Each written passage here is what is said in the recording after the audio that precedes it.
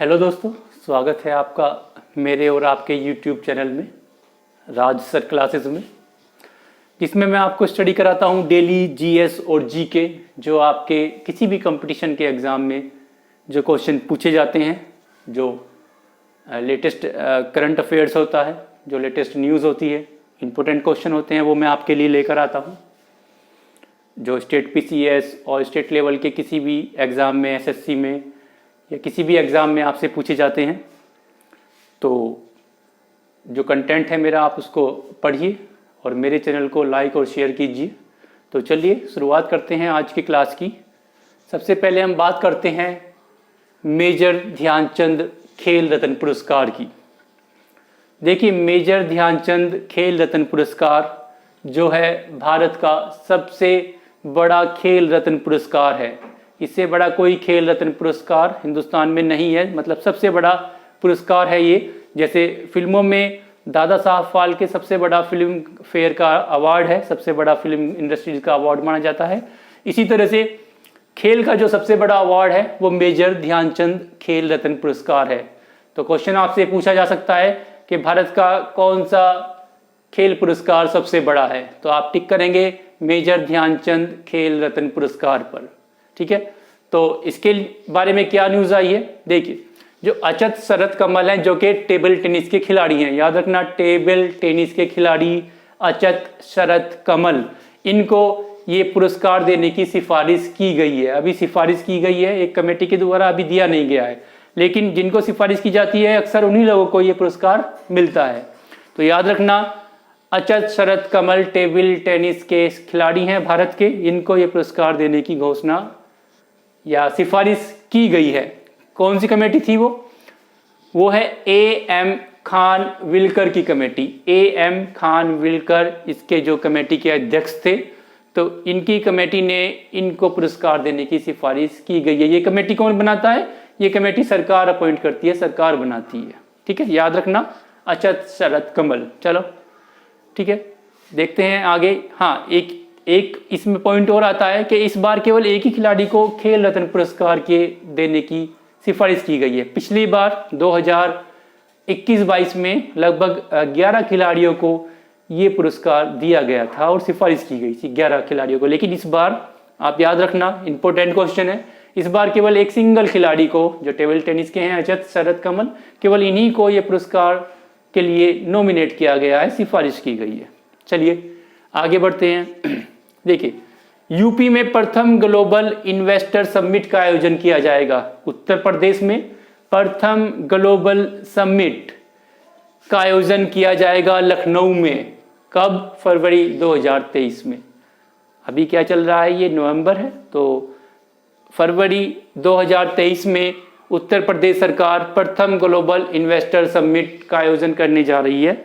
अब ये investor summit क्या होता है? ग्लोबल इन्वेस्टर समिट, देखिए, जो उद्योगपति होते हैं तो उनको प्रदेश में लाना, कि वो प्रदेश में आए, यहाँ पर अपने उद्योगों की स्थापना करें, फैक्ट्री लगाएं, और यहाँ के जो बेरोजगार हैं, जो नौजवान हैं, उनको रोजगार मिल सके। तो सरकार ये प्रयास कर रही है कि देश विदेश की जो कंपनियां हैं वो यूपी में आकर निवेश करें। तो यूपी सरकार उनको एक ऐसा माहौल देने की कोशिश कर रही है, उनको टैक्स में बेनिफिट देने की कोशिश की जा रही है, उनको जो लैंड है उसमें जो छूट दी जा रही है। तो ये बहुत सारे स्टेप सरकार ने उठाए हैं कि जिससे कि जो विदेशी निवेश हैं या जो देसी कंपनियां हैं वो यूपी में आए और आकर के वहाँ पर वो इन्वेस्ट करें। तो लखनऊ में होगा फरवरी 2023 में। चलिए, ये भी आजकल एक लेटेस्ट न्यूज़ आ रही है कि श्री राम कृष्णन, ये नाम याद रखना, श्री राम कृष्णन। क्यों चर्चा में है ये नाम? क्योंकि इनको सीईओ अपॉइंट किया गया है, नियुक्त किया गया है ट्विटर के।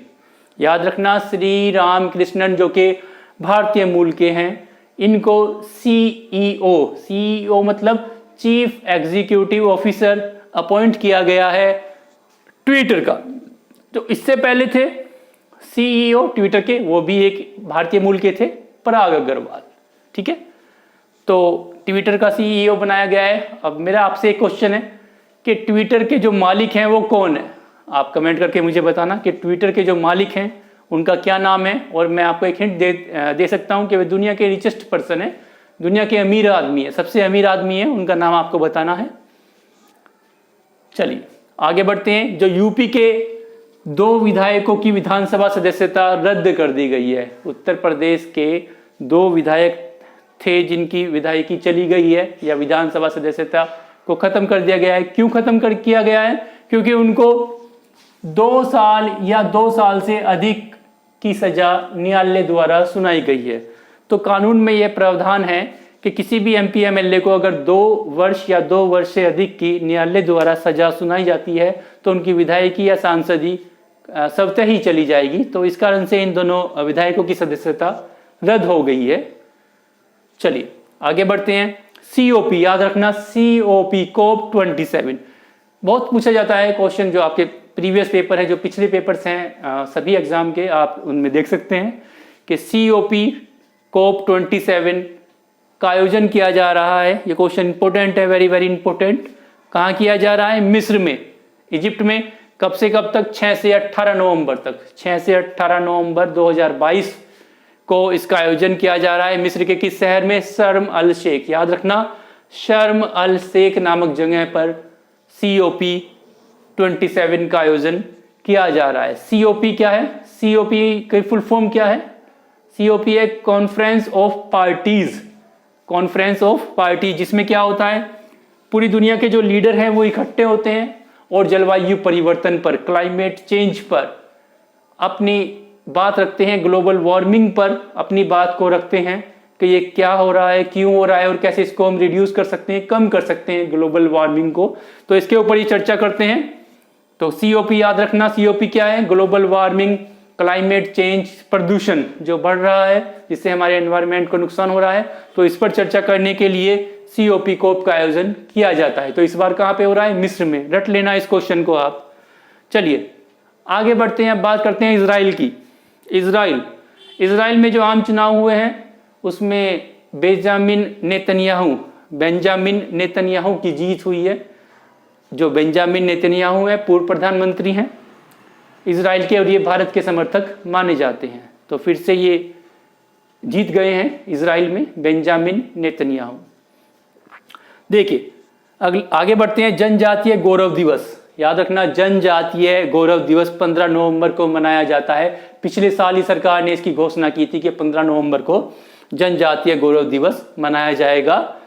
क्यों मनाया जाएगा? पिछले साल सरकार ने वीर जनजातीय स्वतंत्रता सेनानियों की स्मृति में, जो जनजातीय सेनानी थे, स्वतंत्रता सेनानी, उनकी स्मृति में इसको बनाने की सरकार ने घोषणा की थी। अब ये मनाया जाएगा 15 नवंबर को। चलिए एक लेटेस्ट न्यूज और आ रही है। आजाद भारत के पहले मतदाता समझते हैं, जो वोट डालते हैं, हम लोग होते हैं, आप लोग होते हैं, जो कॉमन मैन है, मतदाता। वैसे वोट तो सभी डालते हैं, कोई बड़े शख्सियत हो या कॉमन मैन हो, सभी डालते हैं। लेकिन जो पहले मतदाता थे उनका नाम था मास्टर श्याम शरण नेगी। मास्टर श्याम शरण नेगी जो पहले मतदाता थे, जिन्होंने सन 1951 और 52 के पहले आम चुनाव में सबसे पहला वोट डाला था। आजाद भारत के पहले जो वोटर थे वो मास्टर श्याम शरण नेगी थे। 106 साल की उम्र में इनका निधन हो गया है और ये हिमाचल प्रदेश के रहने वाले थे। ठीक है, इंपॉर्टेंट न्यूज़ है। जो पहले मतदाता थे श्याम शरण नेगी, इनका निधन हो गया है। तो आई होप, आशा करता हूं कि आपको ये कंटेंट पसंद आया होगा। आपके एग्ज़ाम के व्यू से बहुत इंपॉर्टेंट क्वेश्चन है और मैं डेली ही कोशिश करता हूं कि आपके लिए करंट अफेयर्स के ऐसे क्वेश्चन लेकर आऊं और मैं लगातार लेकर आऊंगा आपके लिए। आप भी मेरे लिए एक काम करें कि मेरे चैनल को लाइक और सब्सक्राइब जरूर करें और शेयर कर दें, साथ में शेयर कर दें। ठीक है दोस्तों, बस आज के लिए इतना ही। धन्यवाद।